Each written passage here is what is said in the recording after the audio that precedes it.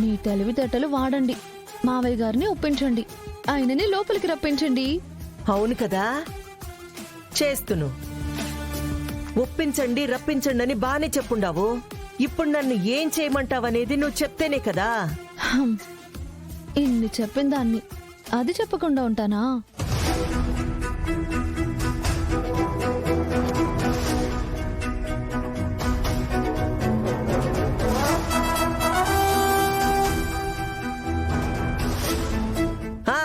చాలు, ఇంక నువ్వు ఏం చెప్పాల్సిన అవసరం లేదు. నాకు బాగా అర్థమైపోయి ఉండాది. ఇంకా ఏం చెయ్యాలనో నేను చూసుకుంటాను కదా. మీరు నేను చెప్పింది చెప్పినట్టుగా చేశారనుకోండి, ఈయన విషయంలో మావయ్యకున్న కోపం అంతా ఎటో వెళ్ళిపోతుంది. అపార్థాలన్నీ తొలగిపోయి అర్థం చేసుకుంటారు. మీరు కోరుకున్నట్టు ఇంట్లో అందరూ చాలా సంతోషంగా ఉంటారు. అదే కదమ్మా నాకు కావాల్సిండేది. ఐడియా ఇచ్చిండో కదా. ఇంక చూడు నేనెట్లా చేస్తున్నా. చెలరేగిపోతాను చూడు. ఈ ఎపిసోడ్లో పర్ఫార్మెన్స్ మొత్తం నాదే. ఇప్పుడు పారు.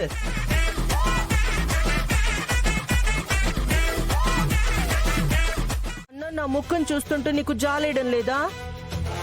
చూడు, నా ముఖం ఎట్ట చూసినా కూడా నువ్వు కాదంటువా?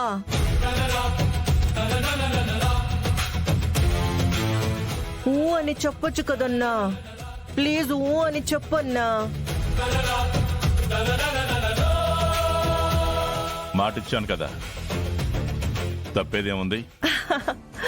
నీ పుట్టినరోజు కాబట్టి, నా చెల్లెలు బాధపడడం నాకు ఇష్టం లేదు కాబట్టి వాళ్ళు రావడానికి ఒప్పుకుంటున్నాను.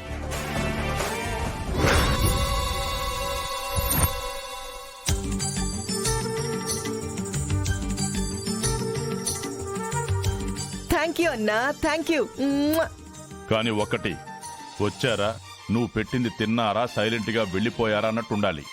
కాదని అన్న అంటూ అర్జున్ వరుణ్తో ముచ్చట్లు పెట్టుకుని ఇంట్లోనే తిష్టవేయడం ఇలాంటివి జరగకూడదు. చాలునా, చాలు. నువ్వు చెప్పినాక వాణ్ణి ఇంట్లో ఎవరితోనైనా మాట్లాడిస్తానా? నా చేతి వంట తినిపించేదానికి ఒప్పుకున్నావు, అది చాలు నాకు. ఇప్పుడు ఇలాగే మాట్లాడతావు, తర్వాత మళ్ళీ అది చెయ్యాలన్నా ఇది చెయ్యాలన్నా అని మాట్లాడితే బాగోదు. చచా, లేదునా, నేనెందుకు మాట్లాడతాను? అట్టెప్పుడన్నా అడిగినానా? రే అర్జున్ వరుణ్, మీ అత్త ఏదో వంటలు చేయాలంటుంది, ఏం కావాలో దగ్గరుండి చూసుకోండి. అలాగే నాన్న. మా బంగారు కొండ.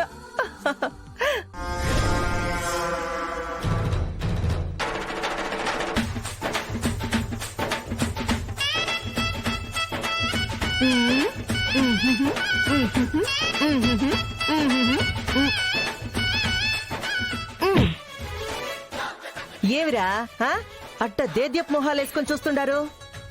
చూసినారా చిరుగణ్ణి ఎట్ట ఇంటికి రప్పిస్తుండాను?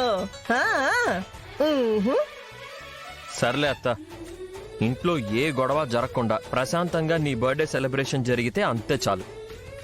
ఆ తర్వాత నీతో కలిసి మేము కూడా డాన్స్ చేస్తాం. సరే, ఇంకా నిలబడుండారేమిరా? అగుపటికి పోయినా నా అల్లుడొస్తుండాడు. వాడి కోసం చాలా వంటలు చెయ్యాలా. బిన్న నాకు కావలసినవన్నీ తెచ్చిపెట్టండ్రా. ఏమత్తా, వాడేనా నీ అల్లుడు, మేము కాదా? 10 మెట్ల పైన మీరుండగానే ఆ పై మెట్టు మీద చిరుగాడుంటాడ్రా. మీకోసము చేస్తుండా, వాడి కోసము చేస్తుండా? పోయి పని చూడండి, పొండి పొండి.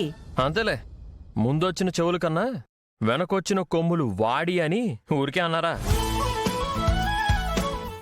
కాని ఆఫ్టర్ ఆల్ 5 లక్షల కోసం వెళ్లి ఆ కృష్ణంరాజు వాళ్ళకి దొరికిపోతే ఏం చేస్తారో ఏంటోనని భయంగా ఉందే. ఇప్పుడు మనం వాడికి డబ్బులు ఇవ్వకపోయినా వాడు వెళ్లి ఆ కృష్ణంరాజుకి నిజం చెప్పేస్తాడు కదా. నువ్వు ఆ పగ తీర్చుకోలేక నాకప్పగించిన పగ నేను కూడా తీర్చుకోలేకపోతాను కదమ్మా. 5 లక్షల కోసం మన పగని మనం వదిలేస్తామా అమ్మా? అందుకే నా జాగ్రత్తలో నేనుండి ఆ డబ్బులు కొట్టేస్తాను. అక్కడ కొట్టేసి వచ్చేస్తే వాళ్లకు నీమీదే అనుమానం వస్తుందేమో కదే. అందుకే నువ్వు రావాలి అంటున్నాను. నేనా? వాళ్ల ముందుకా? వాళ్ల ముందుకి రావాల్సిన అవసరం లేదమ్మా. నువ్వు బయట ఆటోలో వెయిట్ చేస్తూ ఉండు. నేను డబ్బులు కొట్టేసి వచ్చి నీకు ఇస్తాను. నువ్వు కామ్గా ఇంటికి వచ్చేసే. నేను సైలెంట్ గా వెళ్ళి వాళ్ళ మధ్యలోనే ఉండిపోతాను. డబ్బులు కొట్టేస్తే ఇక్కడే ఎందుకుంటుందా అని ఆలోచించి వాళ్ళు నన్ను అనుమానించరు. లోపల నేను చేయాల్సింది నేను చేస్తాను. నువ్వింటి బయట ఆటోలో రెడీగా ఉండు చాలు. సరే, కాని ఒక్కటి మాత్రం గుర్తుపెట్టుకో, నీ చేతులారా నువ్వే మన పగ తీర్చుకోలేని పరిస్థితి మాత్రం తెచ్చుకోవద్దు. హ, అమ్మా, ఇన్ని రోజులు ఇంత తెలివిగా ప్లాన్ చేసిన దాన్ని, ఎవరితోనే ఇవన్నీ చేయించిన దాన్ని, ఈ రోజు నేనే ఆ పని చేస్తున్నానంటే ఎలా వదిలేస్తానమ్మా? హ్మ్, నువ్వే చూసినావా లోపలికి వచ్చేసినావు. నువ్వేడొచ్చినావురా? ఆ ఎమ్మిదా తీసుకొచ్చినాది. మీ నాయన అగుపిస్తే చాలు, నోట్లోంచి మాట రాదే నీకు? పుట్టినరోజు పూట చిన్న బిడ్డ ఆడైనా కోపడతాదా ఏమే? అవునవును, ఇప్పటిదాకా అని ఏడ్చినావు కదా, అదే నీ క్యారెక్టర్. దాని దాటి బయటికి రామాకు నువ్వు. హా? ఉమ్. మెట్టు తీసుకొని కొడతాను నిన్ను.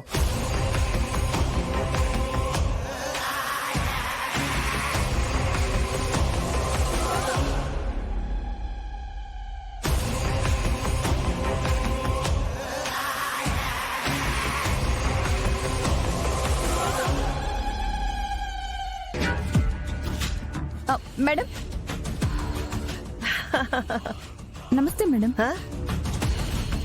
నమస్తే అమ్మా. కొంచెం రావడానికి ఆలస్యమైంది. Happy birthday madam.